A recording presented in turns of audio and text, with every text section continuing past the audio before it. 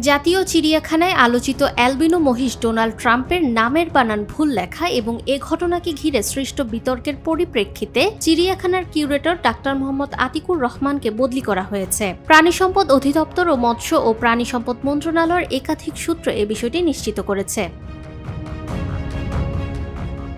সংশ্লিষ্ট সূত্রগুলোর মতে শুধু নামের বানান ভুলই নয়, একটি সরকারি প্রতিষ্ঠানের পক্ষ থেকে মার্কিন প্রেসিডেন্ট ডোনাল্ড ট্রাম্পের নামে একটি প্রাণীর নামকরণ এবং তা প্রকাশ্যে প্রদর্শনের বিষয়টিও প্রশাসনিক মহলে অস্বস্তির কারণ হয়ে ওঠে। পরে নামটি ভুলভাবে উপস্থাপন হওয়ায় বিষয়টি আরও ব্যাপক আলোচনা সমালোচনার জন্ম দেয়। উচ্চ পর্যায়ে বিষয়টি নজরে এলে সংশ্লিষ্ট কর্মকর্তার বিরুদ্ধে প্রশাসনিক ব্যবস্থা নেওয়া হয়।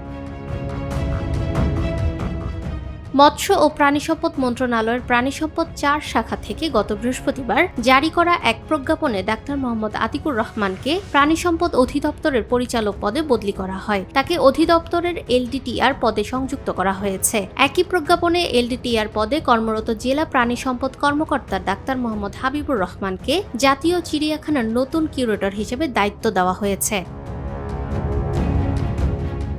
কোরবানির পশুর হাটে আলোচনায় আসে প্রায় ৭০০ কেজি ওজনের বিরল অ্যালবিনো এ মহিষটি। গোলাপি রঙের বিশেষ শারীরিক বৈশিষ্ট্যের কারণে খামারিরা এর নাম দেন ডোনাল্ড ট্রাম্প। বিষয়টি দ্রুত দেশীয় ও আন্তর্জাতিক গণমাধ্যমে আলোচনার কেন্দ্রবিন্দুতে পরিণত হয়। পরে প্রাণীটিকে সংরক্ষণের সিদ্ধান্ত নেয় সরকার। ক্রেতাকে অর্থ পরিশোধ করে কেরানীগঞ্জ মডেল থানা পুলিশের মাধ্যমে মহিষটিকে জাতীয় চিড়িয়াখানায় হস্তান্তর করা হয়। ফাহমিদা বিনতে আনোয়ার, নিরপেক্ষ।